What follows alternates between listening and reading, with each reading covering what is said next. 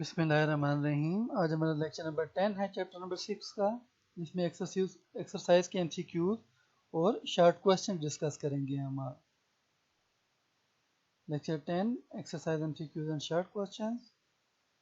First of all MCQs. Question number 3 multiple choice question, circle the correct answer. Number 1, which of the following is non-typical transition element? Zinc is non-typical transition element. Chromium, manganese, iron are typical transition element. Why zinc is non-typical transition element? Because the zinc does not contain partially filled d orbitals. Zinc में partially filled d orbital नहीं होते. Which of the following is a typical transition metal?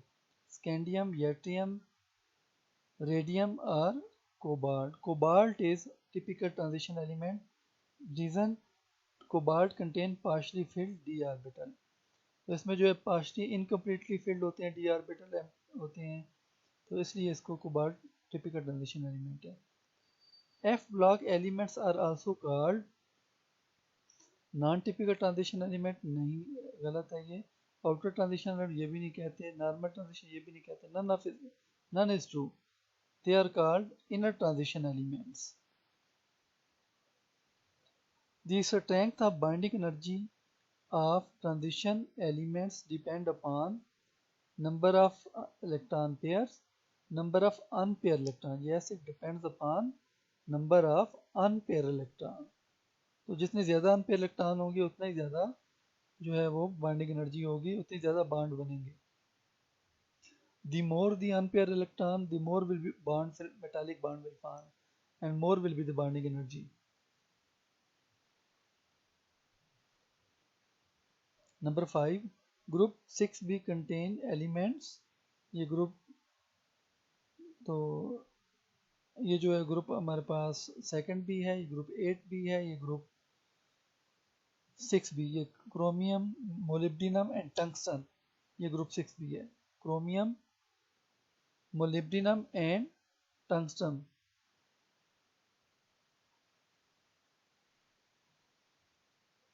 Which is the formula of tetraamine chloronitroplatinum 4 sulfate? Which is the formula of tetraamine chloronitroplatinum 4 sulfate? So from the name we write, when we write the chemical formula from name, the neutral, the anionic ligand are alphabetically written first. First of all we write metal. Metal is platinum, this is platinum. In all जो है first of all write metal, is this metal, we have write metal first. In all these answers there will be metal first. Then we have to write anionic ligand in alphabetical order. Anionic ligand we have to write. हमने anionic ligand लिखने हैं alphabetical order में। उसमें जो है chloro, ये C से शुरू हो रहा है, ये नेगेटिव लिगेंड है, और नाइट्रो ये N से शुरू हो रहा है, ये भी anionic ligand है, क्लोरो नाइट्रो। तो ये पहले लिखेंगे हम। तो वो अगर आप देखें तो क्लोरो यहाँ पे पहले लिखा जा रहा है, उसके बाद C से शुरू हो रहा है, नाइट्रो N से शुरू हो रहा है, ये लिखा जा रहा है, और जो न्यूट्रल लिगेंड है अमाइन, ये बाद में आते हैं, तो ये अमाइन यहाँ पर बाद में लिखा हुआ है, टेट्रामाइन। तो ये वाला आंसर ठीक होगा। रीज़न क्या है इसकी? In writing chemical formula anionic ligand are written first in alphabetical order, then neutral ligand are written in alphabetical order.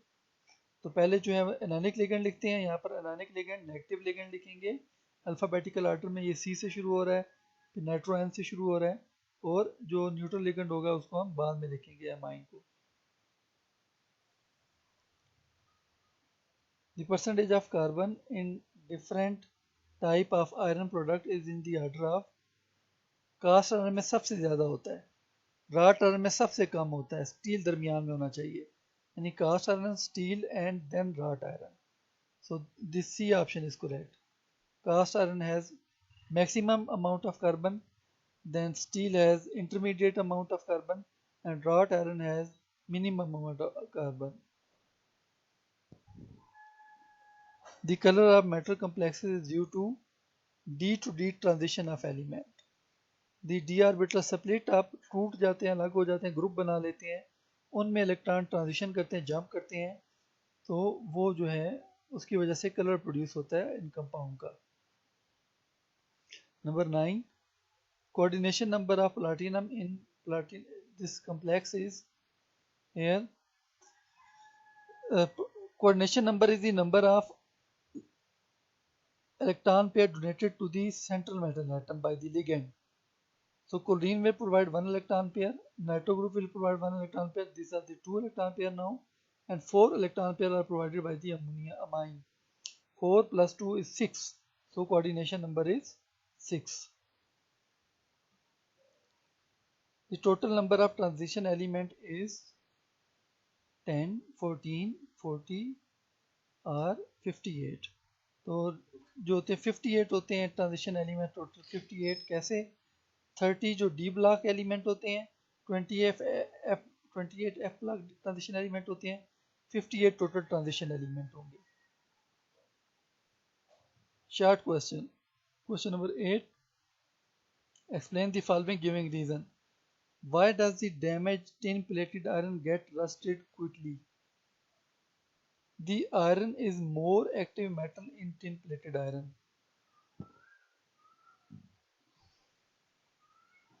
Iron जो है ये मोर एक्टिव मेटल है टिन प्लेटेड आयरन के अंदर। It acts as a node. When tin plating is damaged, a galvanic cell is established. The iron acts as a node and is corroded quickly. तो iron जो है, जब tin plated iron जो होता है उसमें आयरन मोर एक्टिव मेटल है और ये एनोड का काम करता है। जब टिन प्लेटिंग डैमेज होती है गलवानिक सेल बन जाता है, गलवानिक सेल में आयरन एनोड का काम करता है और फौरन ही कोरोड हो जाता है, क्विकली कोरोड हो जाता है, ज़ाया हो जाता है। Under what condition does aluminium corrode? किन कंडीशन में एल्यूमिनियम को जंग लगता है? When aluminium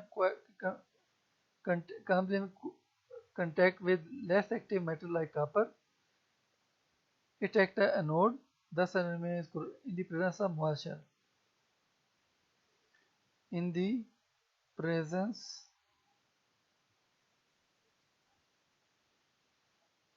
of moisture.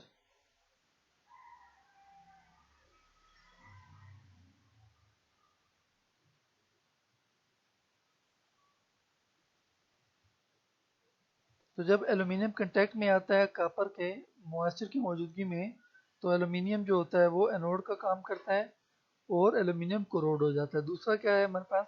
In the presence of salt solution aluminium is also corroded.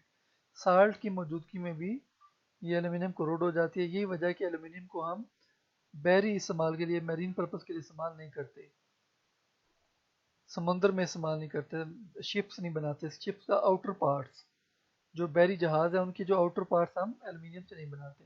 How does process of galvanising protect iron from rusting? When iron is galvanised with zinc, it act as less active metal. Iron जो होती है वो less active metal का काम करती है। When zinc cast coating is damage, the galvanic cell is established. जब zinc की कोटिंग डैमेज होती है गैल्वेनिक सेल बन जाता है और in this cell zinc is corroded because it act as anode. इसमें जिंक कोरोड होता है, आयरन को कुछ भी नहीं होता, आयरन महफूज रहती है क्योंकि जिंक जो है वो एनोड का काम करती है और मोर एक्टिव मेटल होती है। How chromates ion are converted into dichromate ion? In aqueous solution dichromate and chromate ion are exist in equilibrium. 2 moles of chromate ion plus 2 moles of acid hydrogen ion from acid gives us dichromate ion 1 mole and 1 mole of water. If an alkali is added to the such a solution, the hydroxyl ion will bind the hydrogen ion in solution. तो अगर हम इसमें alkali डाल दें, इस solution के अंदर हम हाइड्रोक्सिल आयन डाल दें, हाइड्रोक्सिल आयन इस हाइड्रोजन आयन के साथ कंबाइन हो जाएंगे और वो बन जाएगा वाटर। रिएक्शन जो अगर इसमें, तो ये हाइड्रोजन आयन कम हो जाएंगे, रिएक्शन लेफ्ट साइड पर शिफ्ट हो जाएगा और क्रोमेट बनेगी, ये क्रोमेट बनेगा ज़्यादा। लेकिन हमने बनाना है डाइक्रोमेट। डाइक्रोमेट बनाने के लिए हम एसिड और डालेंगे। एसिड डालने से हाइड्रोजन आयन की जो कंसनट्रेशन होती है वो इंक्रीज कर जाती है, तो ये स्ट्रेस आ जाता है इसके ऊपर इक्विलिब्रियम पर। इक्विलिब्रियम राइट साइड पे शिफ्ट हो जाएगा और डाइक्रोमेटाइन बनेगा। तो हम अगर एसिड यूज करें तो एसिड यूज करके हम क्रोमेट आयन को डाइक्रोमेटाइन में चेंज कर सकते हैं। Thank you for your participation. For more video please subscribe the channel.